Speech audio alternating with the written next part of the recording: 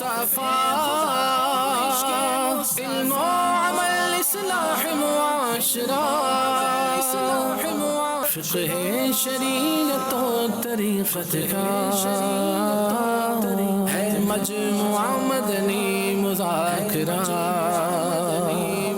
ہے مجموعہ مدنی مذاکرہ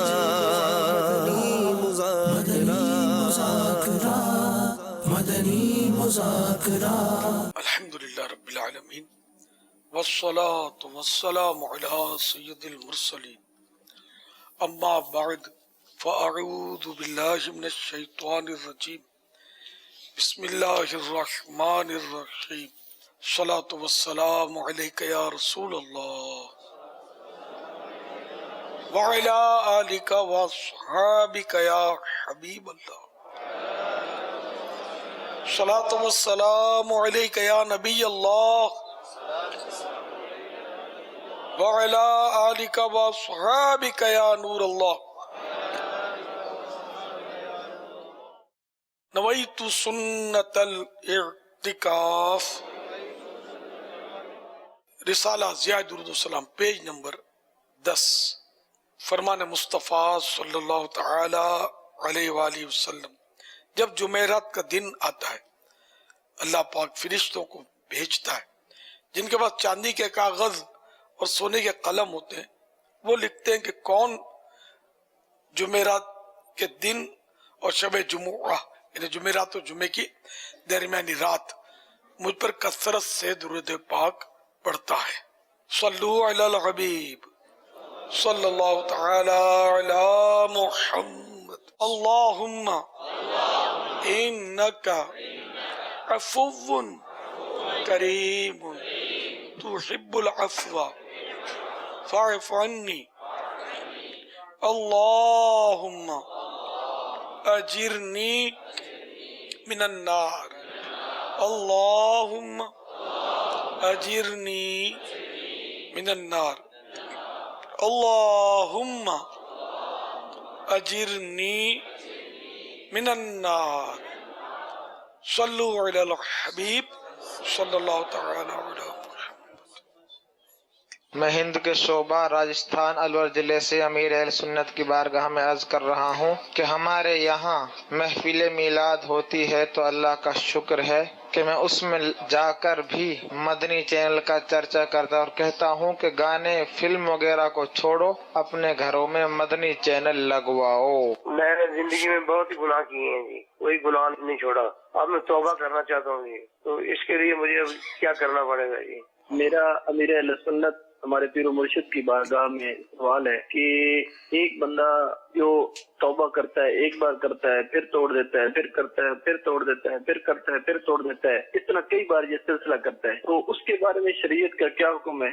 ماشاءاللہ مدنی چینل کے دیوانے کا جذبہ مرحبا، اللہ سب کو مدنی چینل کا دیوانہ بنا دے کہ مدنی چینل دیکھنے کی دعوت دینا یہ بھی نیکی کی دعوت ہے، اور مدنی چینل اچھی نیت سے دیکھنا یہ عبادت ہے، کار ثواب ہے ظاہر، اس میں ہم کو دین سیکھنے کو ملتا ہے، اور دین سیکھنا، علم دین حاصل کرنا یہ ثواب کا کام ہے، عبادت ہے۔ کاش ہم سب کے سب مدنی چینل کی دعوت دینے والے بن جائیں تو جہاں مدنی چینل نہیں بھی دیکھا جاتا ہوگا انشاءاللہ وہاں بھی دیکھا جائے گا، اور وہ بھی انشاءاللہ مطلب نمازی بنیں گے، سنتیں سیکھیں گے اور باعمل مسلمان بنیں گے انشاءاللہ عز و جل۔ اور دوسرے وہ غالباً یہ کہا کہ میں نے بہت گناہ کیے ہیں، توبہ کرنا چاہتے ہیں تو بالکل سچی توبہ کرنی چاہیے، اور اللہ کی رحمت پر نظر رکھنی چاہیے۔ التائب من الذنب کمن لا ذنب لہ، توبہ کرنے والا ایسا جیسے اس نے گناہ کیا ہی نہیں۔ اب یہ کہ گناہوں کی ذرا اقسام ہوتی ہیں، کائنڈس ہوتی ہیں، بعض گناہ ایسے ہوتے ہیں کہ جو صرف توبہ کر لی تو وہ معافی مل گئی، بعض گناہ ایسے ہوتے ہیں کہ توبہ کے ساتھ ساتھ اس کی تلافی بھی کرنی ہوتی ہے۔ مثال کے طور پر نماز قضا کی تو اب یہ کہ یہ گناہ کیا تو اب قضا تو کر لی، نماز قضا ہو گئی، مطلب تو اس گناہ کی توبہ کرے اور تلافی اس کو کہ یہ نماز اب قضا کر کے پڑھے اس کو، تو تب جا کر یہ گناہ کی توبہ مکمل ہوگی۔ اور آئندہ نہ قضا نہ کرنے کا عہد ہو، یعنی گناہ کی توبہ میں یہ کہ اس کے ارکان یہ کہ گناہ کو تسلیم کرے، اس پہ شرمندہ ہو، گناہ پر شرمندہ ہو، اس کا تذکرہ کر کے اللہ کی بارگاہ میں توبہ کرے، اور آئندہ یہ گناہ نہ کرنے کا عزم مصمم، یعنی کہ فائنل پرومس اس کا ہو کہ میں یہ نہیں کروں گا، یہ اس طرح توبہ ہوگی۔ تو اچھا، اس طرح حقوق العباد، کسی کو مارا پیٹا دھمکایا، کسی طرح بھی اس کی تکلیف کا باعث بنا اور یہ سب ناحق ہوا ایسا، تو اب اس کی بھی توبہ کرے، اور جس جس کو تکلیف پہنچے، اب تلافی بھی ہے اس میں، تو توبہ کے ساتھ ساتھ تلافی کی صورت یہ ہوگی جس کو ستایا دھمکایا یا مارا پیٹا اس کو راضی کرے، اس سے معافی مانگے، اس سے معافی حاصل کرے۔ چوری کی ہے تو تب بھی توبہ کرے، اور جس کی چوری کی اس کو اس کا مال لوٹا دے، اور اس سے بھی معذرت بھی کرے کہ اس کو ذرا چوری ہوتی تو اذیت تو بہت ہوتی ہے، جس کی چوری بھی پریشان ہو جاتا ہے بیچارہ، تو اس طرح تلافیاں بھی کرنی ہوں گی۔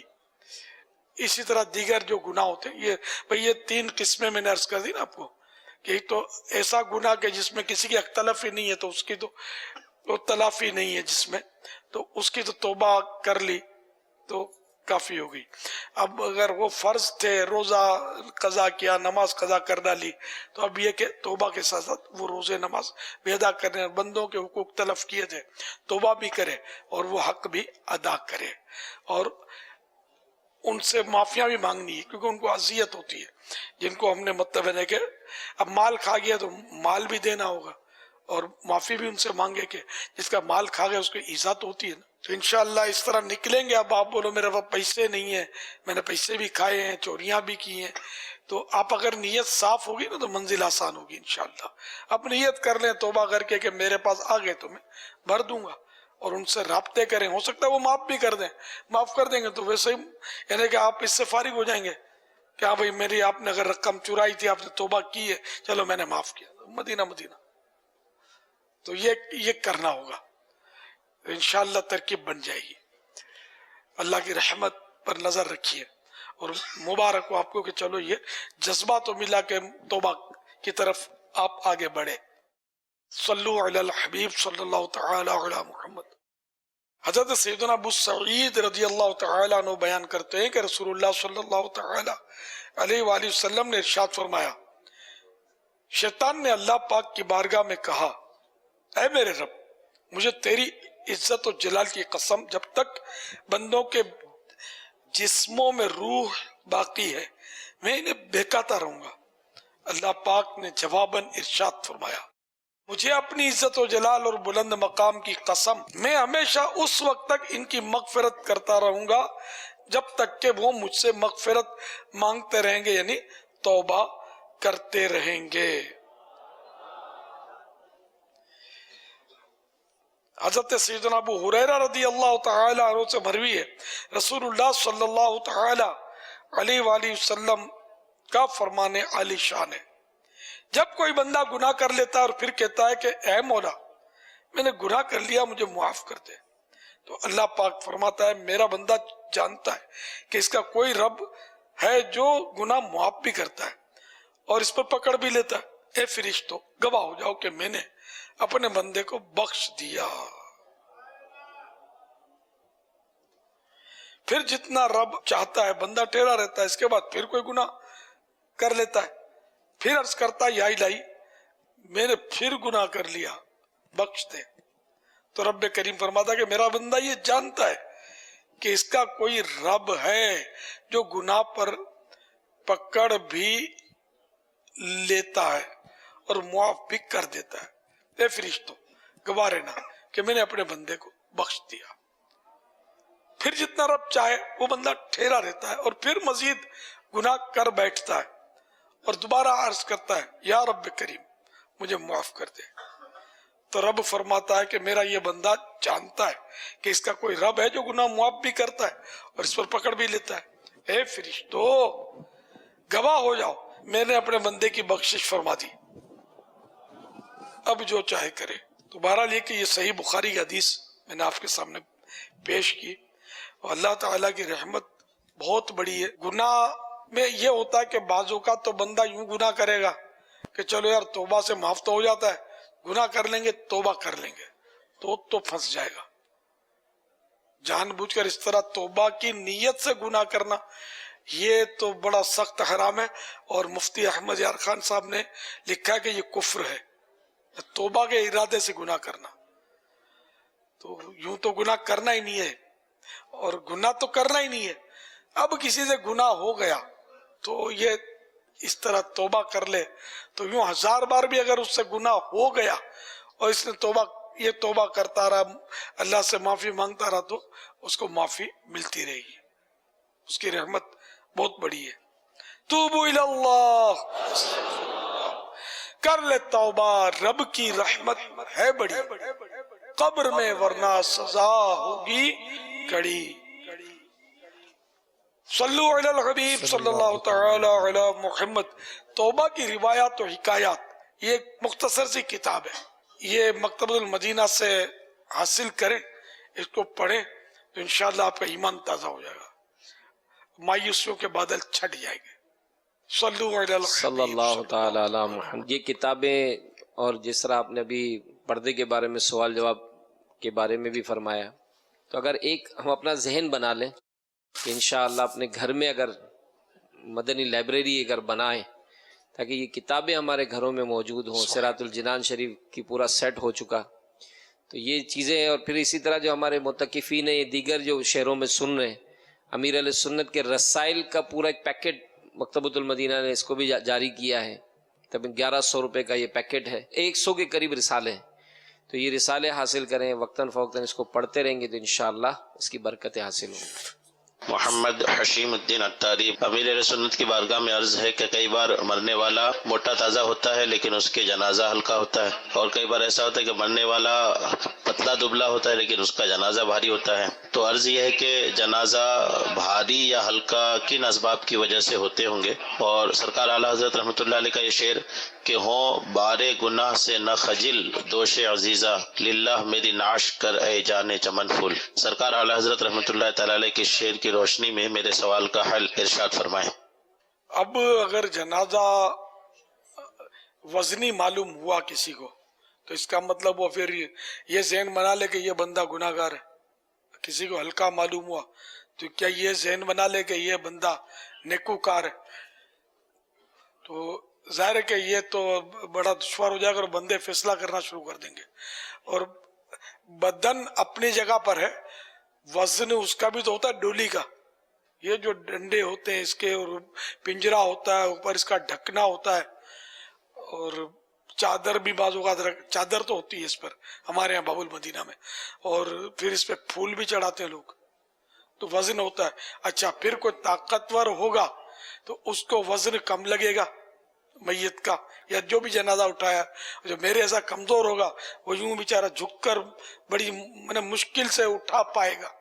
یعنی میں جب جنازہ کبھی کبھی کندھا دیا نا تو بیچارے اس طرح بھائی میری محبت میں اس کو تھام کے رکھتے ہیں کہ سر میں اٹھا کر تو چل ہی نہیں سکتا، مشکل ہے کہ اگر سب ہڈیاں ہیں اور میرے کندھے پر جنازہ ہو اس عمر میں، تو پہلے تو اٹھاتا تھا میں، اس عمر میں نہیں اٹھا سکتا، پہلے تو نیچے سے یوں اٹھا لیتا تھا مل کر جس طرح اٹھاتے نا، اب نہیں اٹھا سکتا۔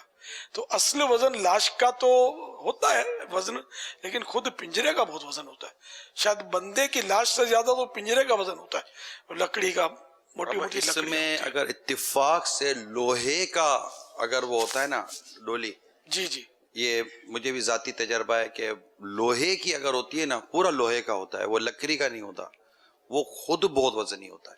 جی، تو اس لیے ہم فائنل طے نہیں کر سکتے کہ یہ معاذ اللہ گناہ کی وجہ سے اس کا لاشا بھاری ہو گیا ہے،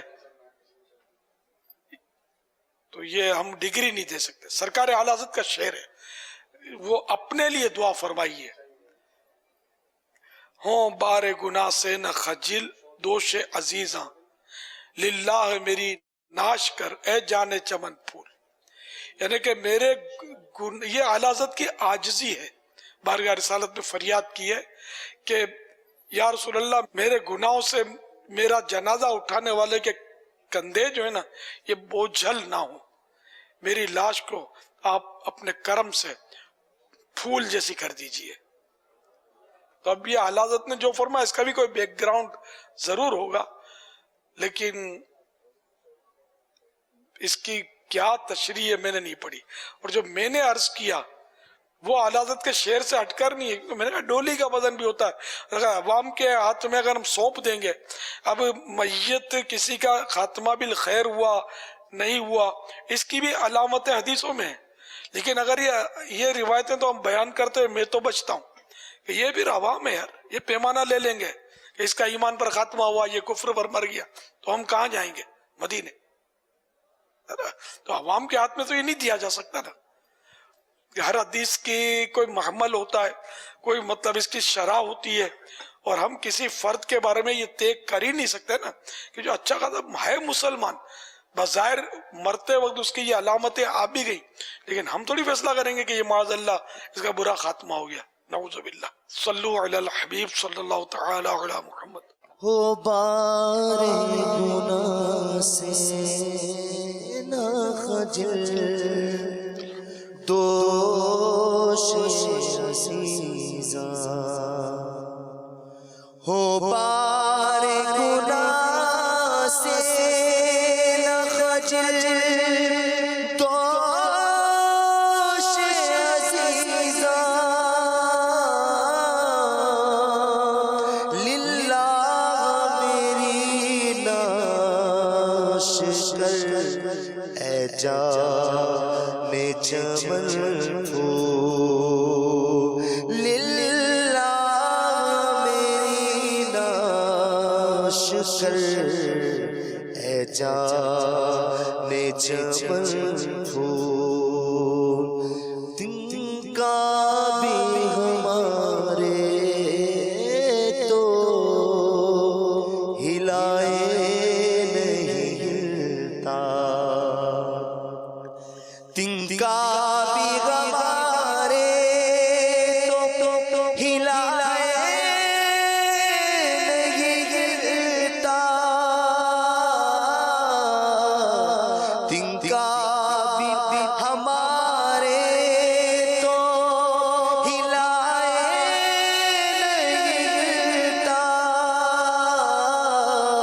تم چاہو تو جائے ابھی کوہ مغل پھول، تم چاہو تو جائے ابھی کوہ مغل پھول، او اللہ جو مر جائے میرے گل کا پسینہ، واللہ جو مر جائے میرے گل کا پسینہ، مانگے نہ کبھی عطر نہ پھر چاہے دلہن پھول، کیا بات رضا اس چمنستان کرم کی، کیا بات رضا اس چمنستان کرم کی، زغرا ہے کلی جس میں حسین اور حسن پھول، زغرا ہے کلی جس میں حسین اور حسن پھول، سرساب پتنگ ہے تنے سلطان حسن پھول، لب پھول دہن پھول پھول، صلو علی الحبیب صلی اللہ تعالی علی محمد۔ ایک بندہ ذکر اذکار کرتا رہتا ہے اور اس میں اس کا دھیان جو ہے وہ توجہ اس کی جو ہے ذکر اذکار کی طرف نہیں ہوتی، لیکن وہ دنیا داری کے کام میں مصروف ہوتا ہے اور اس کی تسبیح بھی چلتی رہتی ہے، تو اس کے بارے میں شریعت کا کیا حکم ہے؟ اس کو اس کا کتنا جو ہے وہ ثواب یا اس کو کتنا فائدہ ہوگا؟ تلاوت کے تو اس میں احکام یہ ہیں کہ توجہ سے ہی کرے، ہے نا. اس کو غفلت سے کام کاج کرتے وقت اعلیٰ حضرت نے لکھا ہے کہ توجہ نہ بٹے. جیسے چلتے پھرتے پڑھ رہا ہے تو توجہ نہ بٹے، تلاوت کرتا رہے. باقی جو اذکار ہوتے ہیں اس میں بھی ظاہر ہے کہ بہتر تو یہی صورت ہے کہ توجہ نہ ہٹے، ذکر ہوتا رہے. اب اگر توجہ نہیں ہے اور غفلت میں بھی ذکر کرتا ہے، برا تب بھی نہیں ہے، برکت تو پھر بھی ملے گی. اور نیت ہوگی تو ذکر و اذکار نیت کے ساتھ اللہ کی رضا کے لیے کرے گا تو ثواب کا بھی حقدار ہوگا. واللہ تعالی اعلم ورسولہ اعلم عز وجل وصلی اللہ تعالی علیہ وآلہ وسلم. صلی اللہ تعالی علی محمد. سوشل میڈیا پر جو سوالات آئے ہیں فیس بک پر، فیاض علی ہیں، کہتے کیا جشن ولادت منانا بزرگوں سے بھی ثابت ہے؟ ہر پیر شریف کو پیارے آقا صلی اللہ تعالی علیہ وآلہ وسلم روزہ رکھتے تھے. سبب دریافت کیا تو فرمایا کہ فیہ ولدت، ایک یہ بھی سبب بتایا کہ اس دن میری ولادت ہوئی. تو گویا ہر پیر شریف کو سرکار صلی اللہ تعالی علیہ وآلہ وسلم روزہ رکھ کر اپنا جشن ولادت مناتے تھے، یعنی کہ یوم ولادت روزہ رکھ کے مناتے تھے. اچھا، اب یہ کہ بزرگان دین کا جہاں تک تعلق ہے تو یہ تو حقیقت ہے کہ بزرگوں نے تو اس کے تعلق سے بہت کچھ لکھا ہے کہ یہ کرنا ہے یہ کرنا ہے. تو یہ تصور تھا جشن ولادت منانے کا، جیسے آج کل برتھ ڈے لوگ مناتے ہیں، گھروں میں برتھ ڈے مناتے ہیں. اور بہت اس میں بعض اوقات تو کہ بعض کے اکثر شاید واہیات خرافات کرتے ہیں اس میں، اور غیر شرعی انداز بھی اختیار کرتے ہیں. کوئی موم بتیاں بجھاتا ہے تو کوئی کیک کاٹ رہا ہوتا ہے. کیک کاٹنا، موم بتی بجھانا یہ گناہ نہیں کہہ رہا میں، موم بتیوں کا تو پتہ نہیں ہے. مجھے موم بتی میں خطرہ یہ لگتا ہے کہ شاید یہ غیر مسلموں سے سیکھا ہو، اللہ بہتر جانے. کیک ایک حلال غذا ہے، اگر اس کا ذرہ بھی ضائع نہیں ہوتا، اس میں ضائع ہوتا ہوگا.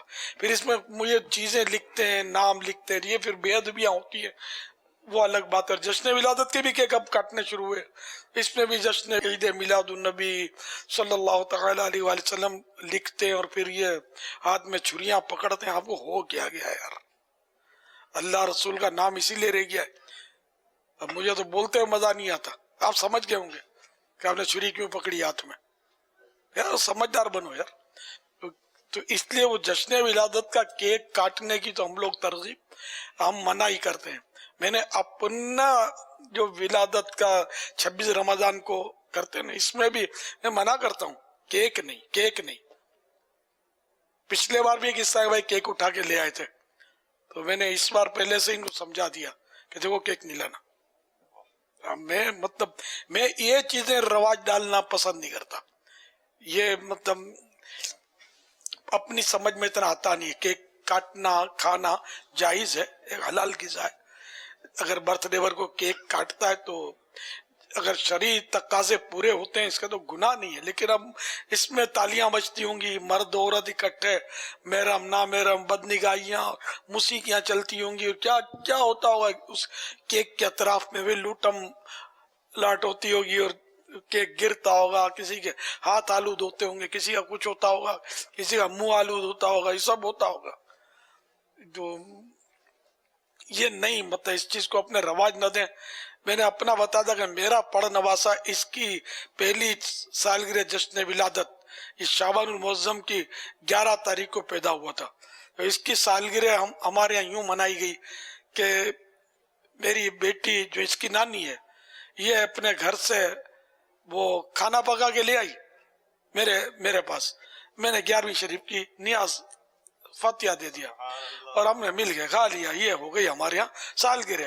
نہ غبارہ لگایا، نہ غبارہ پھوڑا، نہ کیک منگوایا، نہ کیک کاٹا، نہ تالیاں بجی، نہ کچھ بھی نہیں. یہ میرے ساتھ ہی حسن رضا ہوتے ہیں، آپ نے دیکھے ہوں گے حسن رضا، یہ میرے دو رشتے اس سے، یہ میرا پڑ پوتا بھی ہے اور میرا پوتا بھی ہے، اور حاجی عبید رضا کا بیٹا بھی ہے دودھ کے رشتے سے، حسن رضا، یہ ہمارا مشہور شخصیت ہے ہماری مدنی منوں میں۔ اس کی سالگرہ کیا گھر میں وہ کوئی 10-5 اسلامی بھائیوں کو جمع کر لیا حسن رضا کے ابو نے، اور کوئی نعت شریف دعائے خیر ہو گئی، اور کچھ کھانا میرے پاس بھیج دیا، میں نے گھر میں کھا لیا، اور اس نے اپنے کوئی 10-5 اسلامی بھائیوں کو جمع کر کے، اپنے اسلامی بھائیوں کو، کوئی مطلب وہ دم دھڑکا کچھ بھی نہیں، بس وہ نیاز کر دیا اور نعت شریف اور پڑھا کے یہ کھلا دیا۔ تو یوں ہماری جشن ولادت ہم یوں مناتے ہیں۔ اب اس پر بھی کوئی تنقید کرتا ہے تو مرضی ہے اس کی، سمجھے کہ مکھی کا تو کام ہی ہے کہ وہ پورا خوبصورت جسم چھوڑے گی اور جا کر وہ پھوڑے میں بیٹھ کر خون چوسے گی۔ تو یہ کہ ہم لوگ اس طرح جشن ولادت مناتے ہیں، اسی طرح منانا پسند کرتے ہیں۔ آپ کے بچے کو اللہ سلامت رکھے، اگر بنانا ہے اپنا جشن ولادت تو آپ ذکر و اجتماع ذکر و نعت کر لیں، سمجھے، 2 نعت خوان بلا لیں، بے شک قرآن خوانی کر لیں، یاسین شریف کا ختم کر لیں، درود خوانی کر لیں، نیاز کر لیں، دعائے خیر ہو جائے، مدینہ ثواب کا ثواب، عبادت کی عبادت، اور جشن ولادت بھی آپ کی اولاد کا من گیا۔ باقی یہ نمائشی انداز جو نا، محرم نا محرم، کیک، یہ وہ موم بتیاں جلانا اور یہ غبارے پھوڑنا، یہ نہیں، اپنی ڈکشنری سے نکال دو۔ 9ویں صدی ہجری کے بزرگ حضرت سیدنا امام جلال الدین سیوطی شافعی رحمت اللہ تعالی علیہ اپنے رسالے حسن المقصد فی العمل المولد میں تحریر فرماتے ہیں، رسول معظم صلی اللہ تعالی علیہ وآلہ وسلم کا میلاد منانا، جو کہ اصل میں لوگوں کے جمع ہو کر بقدر سہولت قرآن خوانی کرنے اور ان روایات کا تذکرہ کرنے کا نام ہے جو آپ صلی اللہ تعالی علیہ وآلہ وسلم کے بارے میں منقول ہیں۔ آپ صلی اللہ تعالی علیہ وآلہ وسلم کی ولادت مبارکہ کے وقت ظاہر ہونے والے ایمان افروز واقعات کا بیان ہوتا ہے، پھر اس کے بعد ان کی ضیافت کا اہتمام ہوتا ہے، دعوت، اور وہ کھانا کھاتے ہیں۔ مزید لکھتے ہیں اس اہتمام کرنے والے کو حضور صلی اللہ تعالی علیہ وآلہ وسلم کی تعظیم اور آپ صلی اللہ تعالی علیہ وآلہ وسلم کے میلاد پر اظہار فرحت و مسرت، خوشی کا اظہار کی بنا پر ثواب سے نوازا جاتا ہے۔ الحاوی للفتاوی جلد اول پیج نمبر 221۔ اسی طرح اور بزرگوں کا بھی یہ حوالے دیے ہوئے ہیں، ملا علی قاری علیہ رحمۃ اللہ باری کا بھی حوالہ ہے اس میں، اور بھی بزرگوں کے۔ تو یعنی بزرگان دین جشن ولادت کی تائید کرتے آ رہے ہیں، اور منانے کا طریقہ یہ ایک میں نے آپ کو بیان کر دیا۔ اب اس میں جو خرافات اگر کوئی شامل کر دیتا ہے تو یہ اس کا قصور ہے۔ دیکھو شادی کرنا ثواب کا کام ہے نا، یوں بچہ جانتا ہے کہ شادی سنت ہے، حالانکہ بعض صورتوں میں شادی فرض بھی ہوتی ہے، واجب بھی ہوتی ہے، سنت بھی ہوتی ہے، اور بعض اوقات تو شادی کرنا گناہ بھی ہوتا ہے، اس کی صورتیں ہیں۔ تو لیکن یہ بتاؤ کہ اگر کوئی یہ کہے کہ بھئی شادی میں تو اب خوب ڈھول باجے بجتے ہیں اور جوان لڑکیاں ناچتی ہیں اور یہ ہوتا ہے، یعنی کون سی شادی جو خرافات سے خالی ہوگی، ہے نا، اللہ ماشاء اللہ۔ تو اب یہ کہ کیا کوئی یہ کہے گا کہ اب یہ شادی مت کرو بھائی، اس میں گناہ ہوتے ہیں؟ کوئی بھی نہیں کہے گا۔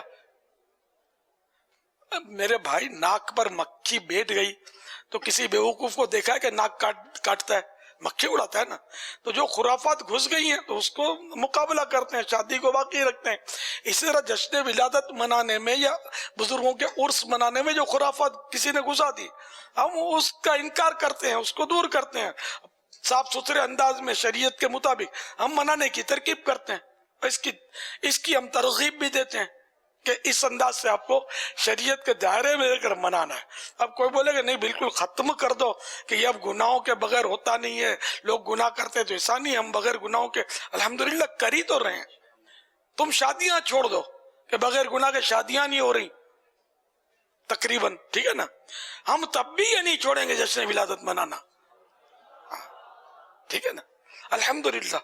صلو علی الحبیب صلی اللہ تعالی علی محمد. منانا جشن میلاد النبی ہرگز نہ چھوڑیں گے، منانا جشن میلاد النبی ہرگز نہ چھوڑیں گے، جلوس پاک میں جانا کبھی ہرگز نہ چھوڑیں گے، جلوس پاک میں جانا کبھی ہرگز نہ چھوڑیں گے، خدا کے دوستوں سے دوستی ہرگز نہ چھوڑیں گے، خدا کے دوستوں سے دوستی ہرگز نہ چھوڑیں گے، نبی کے دشمنوں کی دشمنی ہرگز نہ چھوڑیں گے، جلوس پاک میں جانا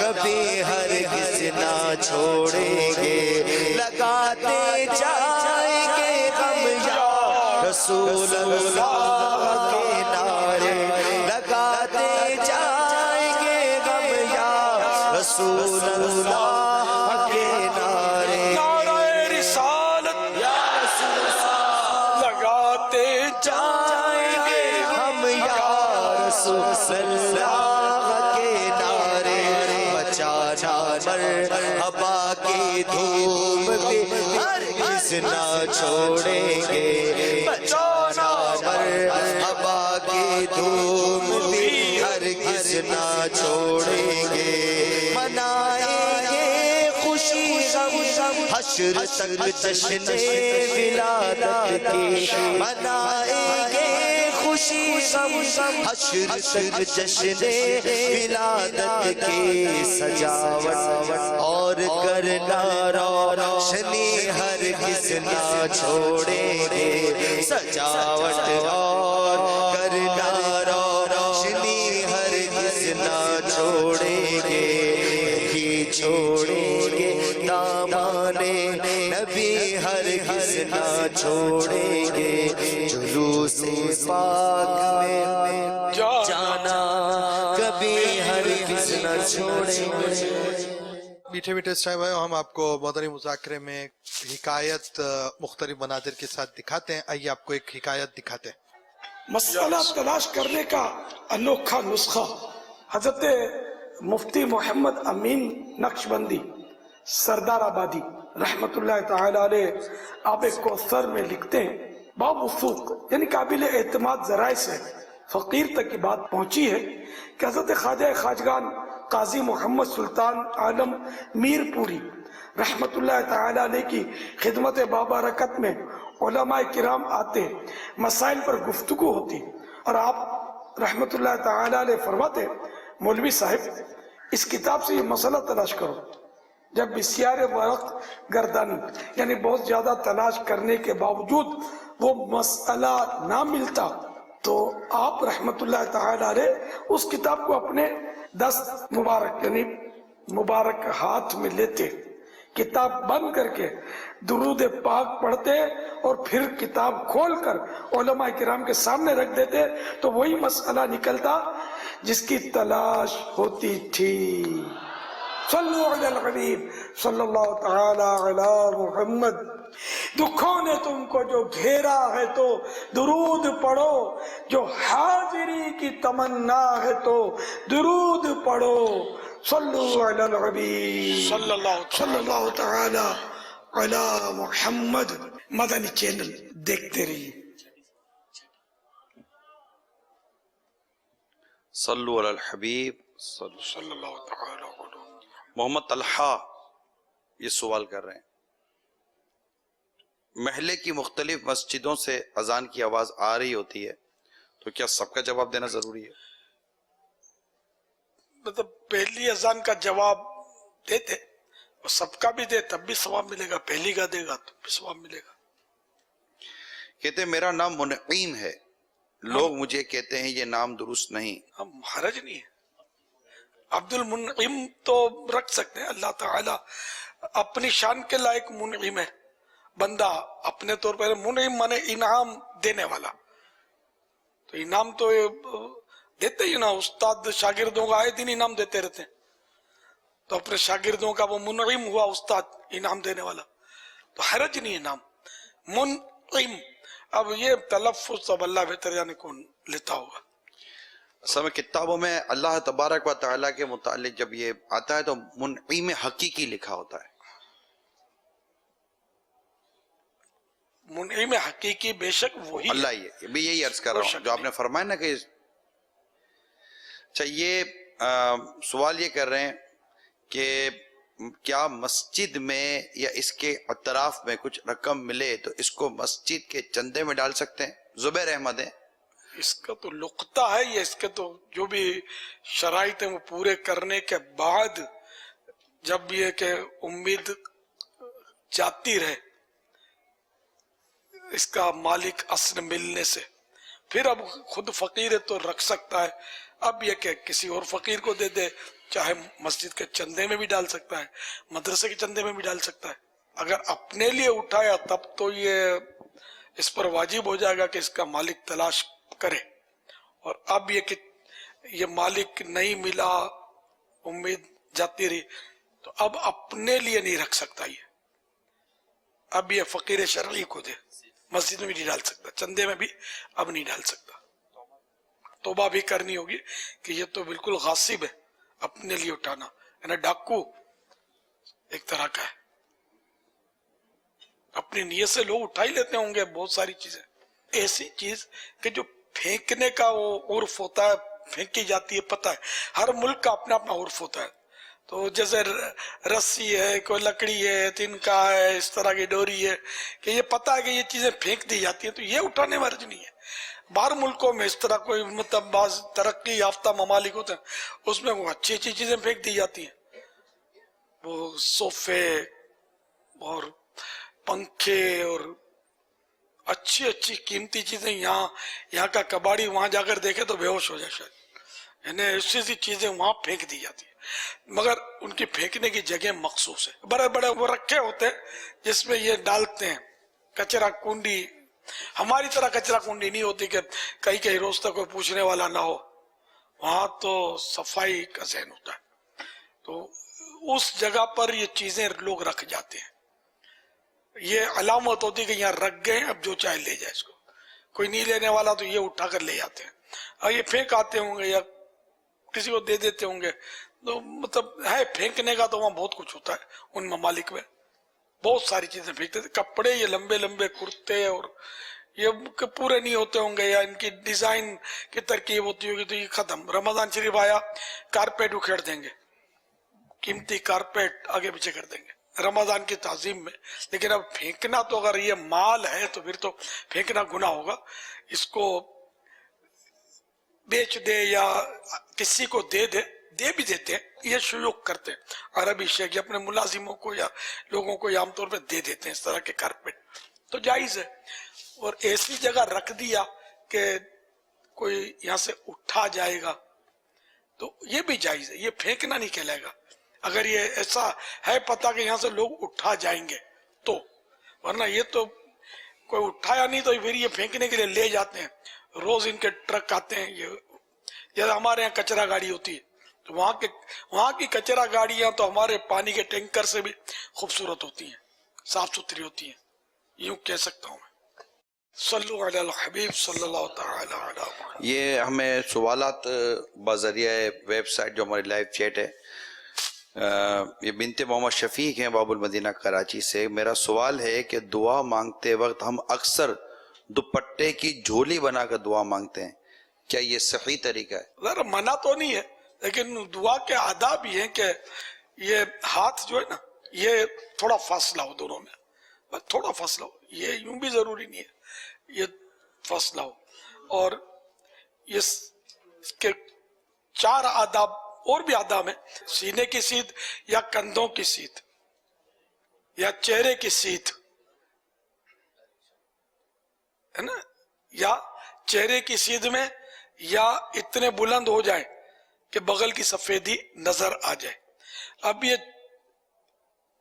پہلے 2 چادروں کا زیادہ رجحان تھا پہننے کا. سرکار صلی اللہ تعالی علیہ وآلہ وسلم بھی اکثر 2 چادروں میں رہتے تھے. اب کوئی رہے گا تو لوگ اس کو ظاہر ہے کہ اچھی نظر سے نہیں دیکھیں گے, تو اب 2 چادروں میں, وہاں احرام میں تو رہ سکتے ہیں, لیکن یہاں جیسے اپنے وطن میں کوئی رہے گا تو لوگ عجیب نظر سے دیکھیں گے اور ہو سکتا ہے یہ لباس شہرت میں آ جائے. تو یہ 4 طریقے ہاتھ اٹھانے کی, اس میں کہیں کپڑے کی جھولی کا تذکرہ ہم نے نہیں پڑھا. شروع کے جو آپ نے 3 کہے نا, اس کو ہم یوں کہیں گے کہ level of chest, level of shoulder and level of face and on head.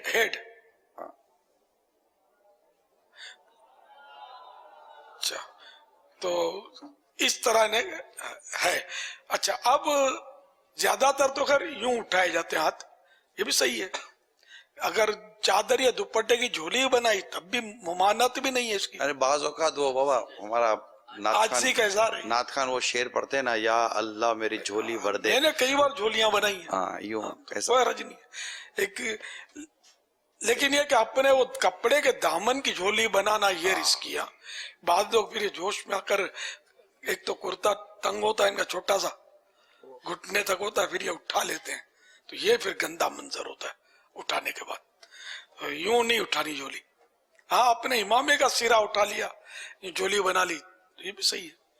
تو بہرحال ہے کہ اب یہ تو چلو یہ تو صحیح ہے, لیکن اب یہ جو دعا مانگتے ہیں نا یوں کرتے ہیں, یوں کرتے رہتے ہیں. اچھا, ادھر دیکھیں گے ادھر دیکھیں گے.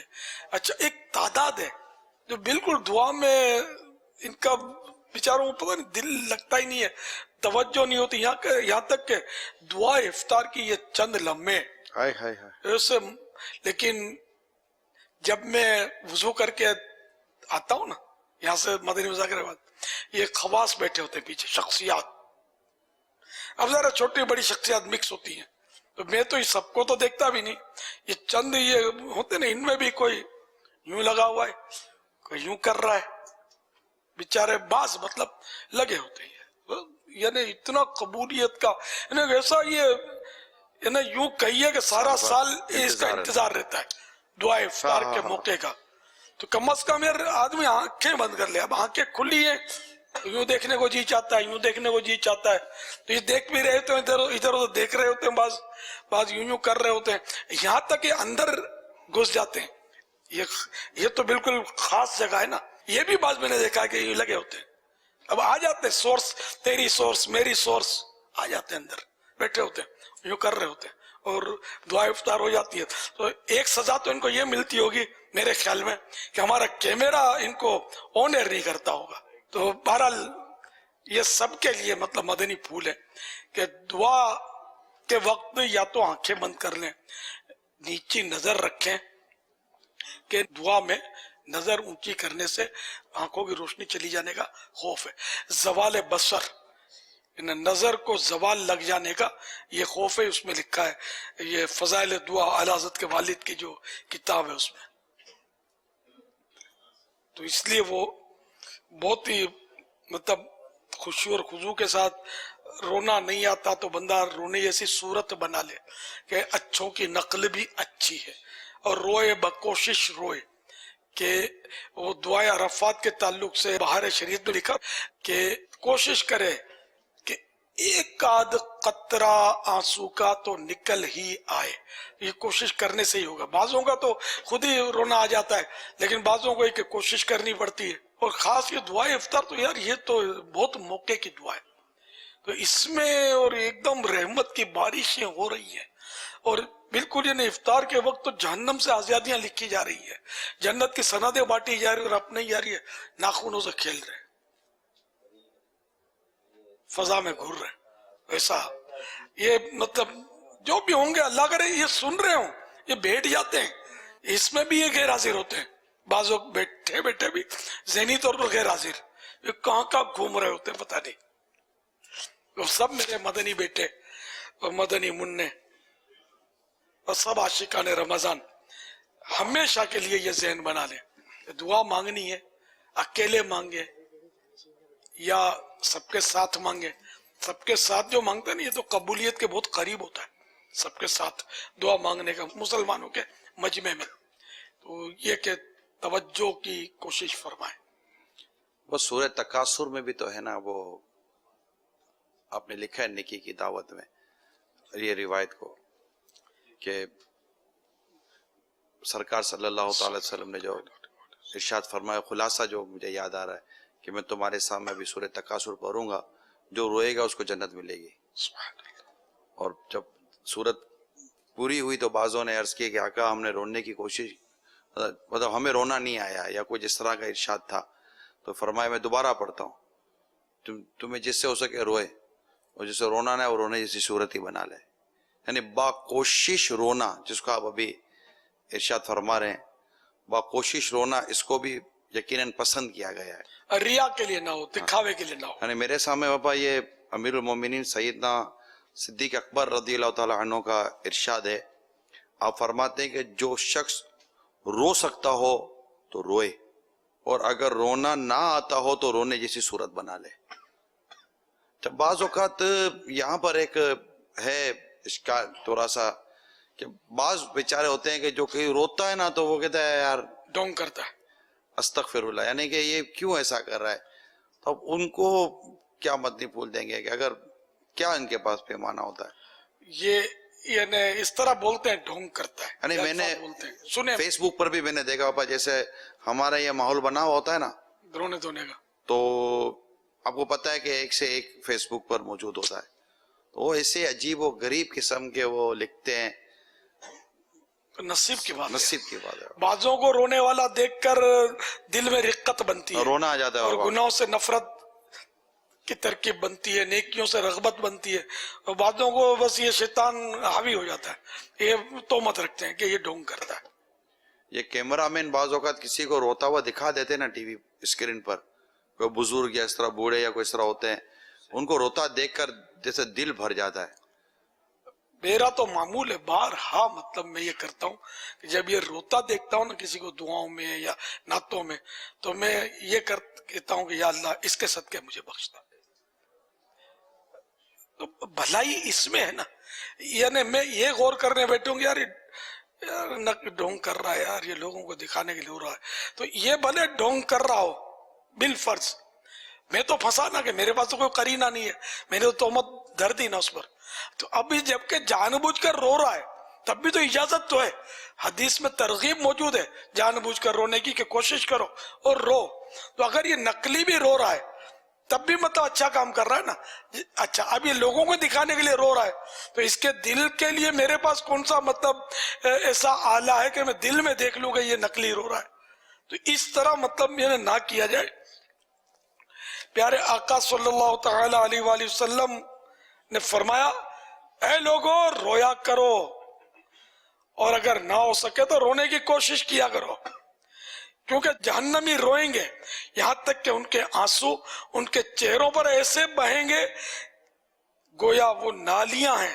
جب آنسو ختم ہو جائیں گے تو خون بہنے لگے گا اور آنکھیں زخمی ہو جائیں گی کہ ان میں اگر کشتیاں ڈالی جائیں تو چلنے لگے. مفسر شہیر حکیم الامت حضرت مفتی احمد یار خان علیہ رحمت الحنان اس حدیث پاک کے تحت فرماتے ہیں یعنی جیتے جی اپنے گناہوں کے ڈر، رب کے خوف، اس کی رحمت کے شوق، اس کے حبیب صلی اللہ تعالی علیہ وآلہ وسلم کے عشق میں جتنا ہو سکے رو لو. ایسے رونے کا انجام انشاءاللہ خوشی و شادمانی ہے. سبحان.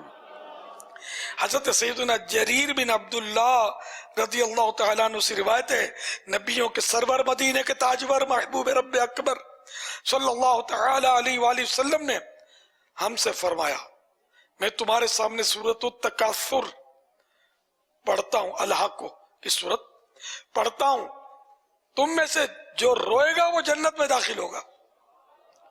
چنانچہ سرکار مدینہ صلی اللہ تعالی علیہ وآلہ وسلم نے اسے پڑھا.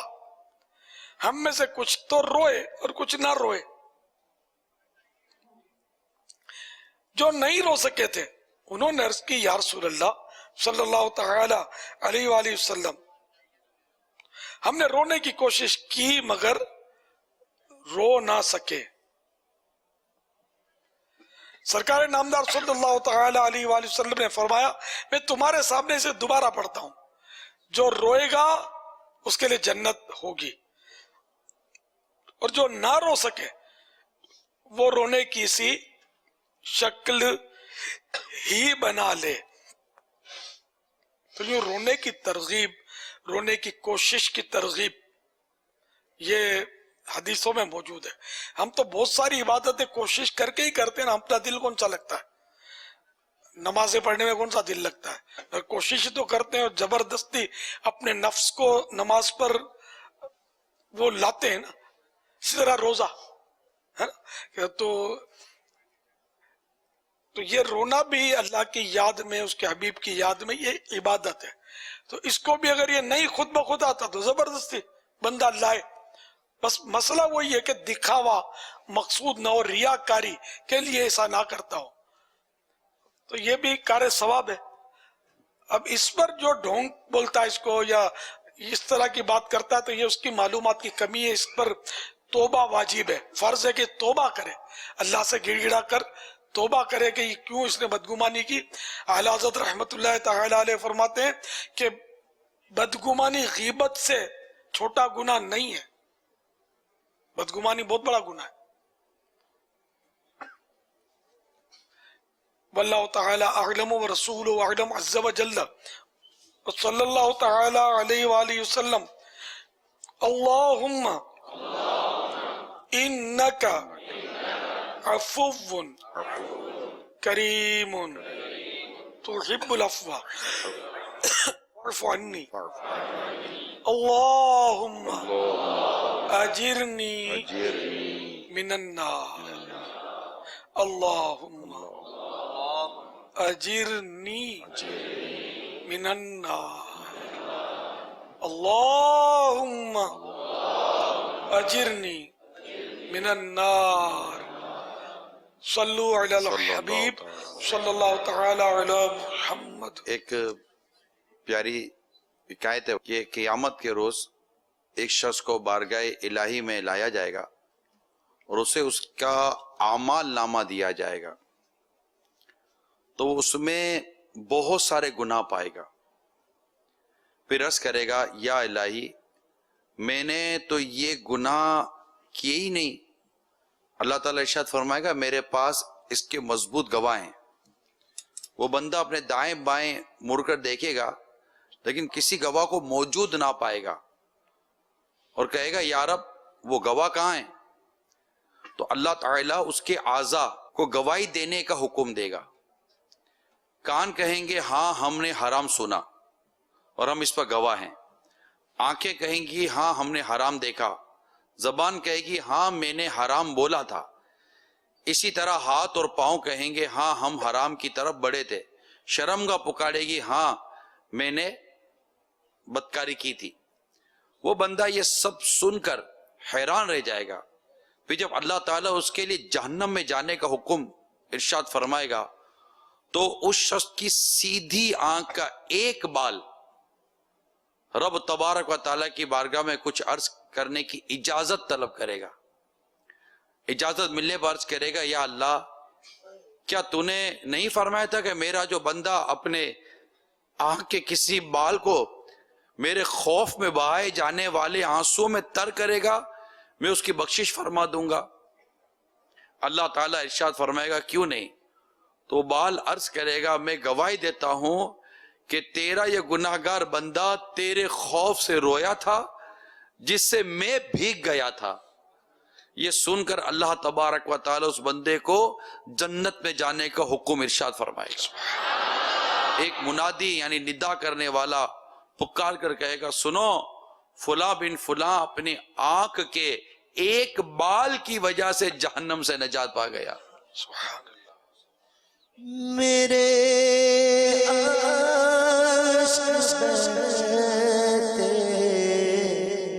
رہے کاش ہر دم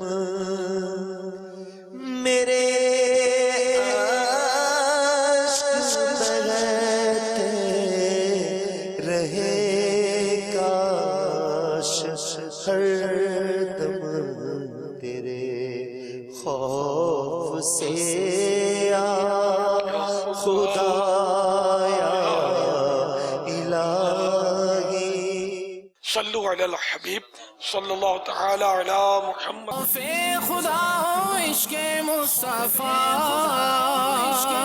علم و عمل اصلاح معاشرہ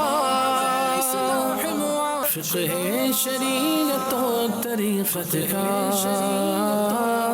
ہے مجموعہ مدنی مذاکرہ ہے مجموعہ مدنی مذاکرہ